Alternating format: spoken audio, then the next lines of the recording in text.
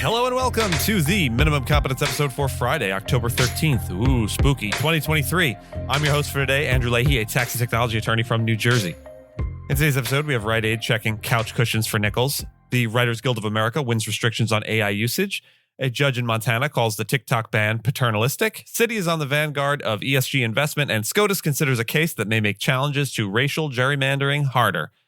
Let's round out the week with a good faith effort and read today's legal news. On this day in legal history, October 13th, 1952, the Supreme Court denied certiorari in the appeal of the death penalty by Julius and Ethel Rosenberg, each convicted of espionage on behalf of the Soviet Union. Julius and Ethel Rosenberg will die in the electric chair at Sing Sing Prison tonight. Warden Deno said earlier that the executions would begin at 8 p.m. daylight time. That's within the next 15 minutes.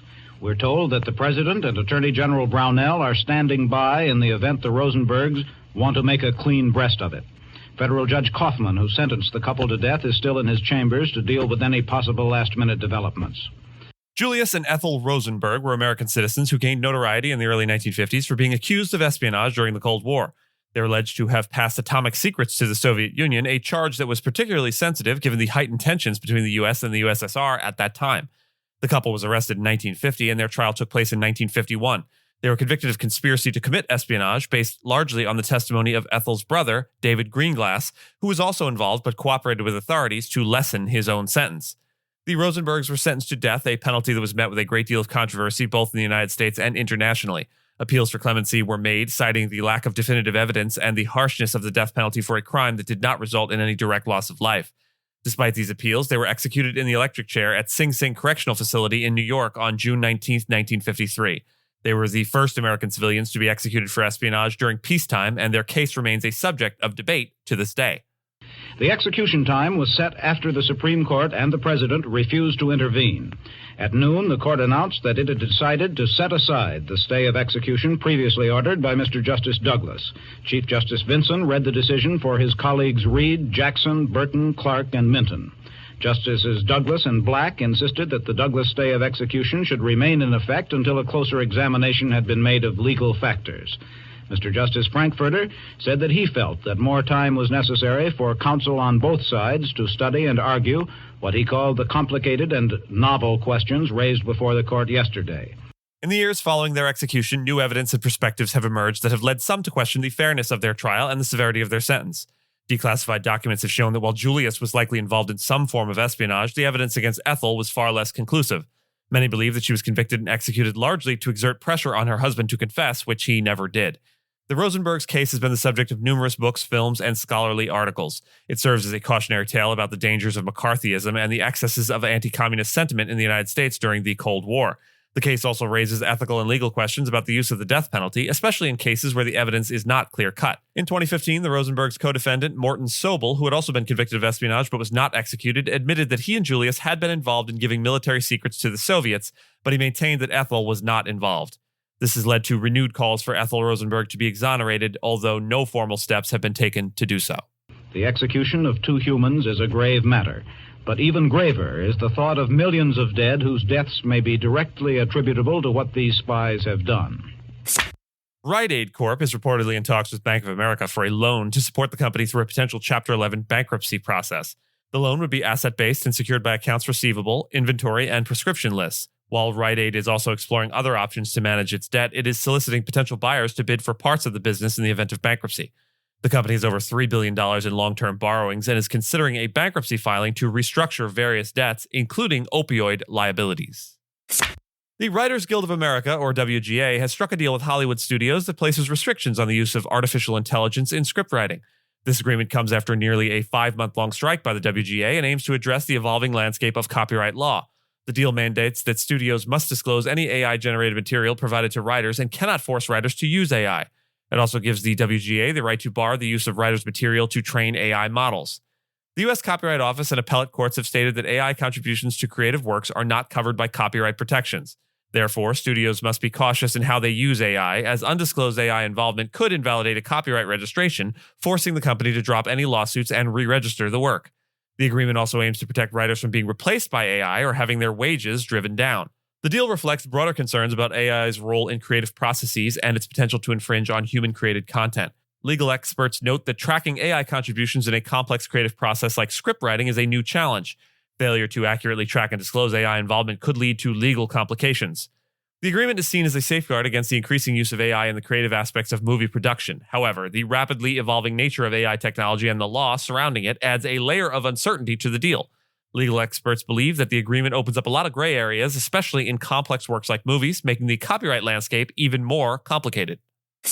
A federal judge in Montana questioned the state's rationale for imposing a blanket ban on the social media platform TikTok. Judge Donald W. Malloy expressed skepticism about the state's claim that the ban was meant to protect consumer privacy, pointing out inconsistencies with how state officials publicly described the law. The judge also criticized the ban as paternalistic, questioning whether the state hadn't considered more targeted measures to regulate data access by the Chinese government. TikTok and 5 U.S. content creators have sued Montana, arguing that the law is overly broad and conflicts with federal statutes. State Solicitor General Christian Corrigan argued that the primary aim of the ban was consumer privacy, not national security. However, Judge Malloy found this argument totally inconsistent with public statements made by state officials who seem more focused on, quote, teaching China a lesson. The ban, which is set to go into effect on January 1st, 2024, would subject TikTok and app stores to daily fines of $10,000 if the platform remains available for download in Montana. This is the first such ban that TikTok has challenged in court, although it faces separate lawsuits in Indiana and Utah over content oversight and ties to China. Attorneys representing TikTok and the content creators also argued that the ban would infringe on First Amendment rights and disrupt the livelihoods of creators who rely on the platform for income. The case continues to unfold, but the judge's initial questioning suggests skepticism about the state's argument for the ban. Citigroup has received a rare advisory opinion from the Biden administration's chief worker benefits regulator, allowing the bank to prioritize diverse asset managers for its employees' 401k plans. This move aims to achieve racial diversity objectives without violating federal benefits laws. The Department of Labor's Employee Benefits Security Administration, or EBSA, has been under scrutiny for allegedly favoring environmental, social, and corporate governance investing factors, but the agency claims its new role is neutral on ESG considerations. Citigroup's racial equity program covers some or all asset management fees that diverse companies would charge its employee benefit plans. While plan fiduciaries still have the final say in choosing asset managers, Citigroup's program gives diverse service providers a competitive advantage by lowering costs. EBSA emphasized that fiduciaries must consider multiple factors in their decision-making process. The advisory opinion distinguishes between settler activities related to the formation of plans and fiduciary activities related to the management of plans under the Employee Retirement Income Security Act, or ERISA. The funds used to prioritize diverse asset managers come from Citigroup's corporate assets, not from plan assets, which often include participant contributions. The advisory opinion could face challenges, especially as diversity, equity, and inclusion metrics become more intertwined with public narratives on ESG. A Republican-controlled House committee recently advanced a bill emphasizing that financial management should focus solely on finances without regard for diversity factors. The advisory opinion is the first issued by EBSA in over 3 years, possibly due to the contentious public debate and potential litigation surrounding the issue. The U.S. Supreme Court is considering a case that could make it more difficult to challenge racial gerrymandering. The case involves the relocation of 30,000 black residents from South Carolina's 1st congressional district to another, a move initiated by the state's Republican-led legislature. The case is particularly significant as Democrats aim to win the 1st district in the 2024 congressional elections. Black voters predominantly support Democratic candidates. In 2019, the Supreme Court ruled that federal courts could not intervene in cases of partisan gerrymandering, but left racial gerrymandering as illegal. The court's conservative majority appeared to lean toward the argument that the redistricting was done for partisan advantage rather than racial motives. Civil rights advocates argue that such a ruling would allow states to use political defenses to mask racial motives. A federal 3-judge panel had previously blocked the map, stating it violated the U.S. Constitution's 14th and 15th Amendments by reducing the influence of black voters. To win a racial gerrymandering case, plaintiffs must prove that race was the primary factor in redistricting, even when a strong correlation exists between race and party affiliation.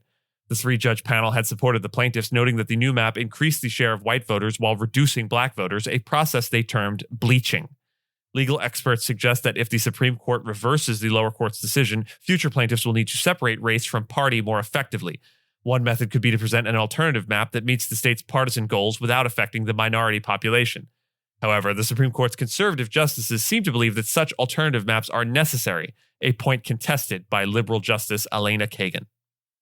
And with that, I thank you so much for listening to Minimum Competence, your daily news podcast for lawyers. If you're looking for more than Minimum Competence, links to further reading on all the topics touched on today are in the show notes. If you have any questions or story suggestions, you can find us on Mastodon on the esq.social instance. I'm at Andrew, and my co-host Gina is at Gina. The views, thoughts, and opinions expressed in this podcast are those of the hosts and do not represent those of any organization we may be affiliated with. Nothing here should be construed as legal advice because it is not legal advice. And reviews go a long way towards helping new listeners to find our show. If you have a moment and can leave a rating or review on your podcast player, we'd sure appreciate it. And if you know someone that might be interested in a story we cover, consider sending them the episode. Minimum Competence is available at minimumcomp.com and wherever you get your finely crafted podcasts. If you haven't checked out the website in a while, please give it a look. There are complete transcripts and resources for each episode and its corresponding segments, as well as an opportunity to receive new episodes in email newsletter form. All of the links to stories we cover will also be available on links.esq.social, which is our link aggregator in the Fediverse. We'll see you back here on Monday, and until then, I guess go Phillies? I don't know who to root for anymore.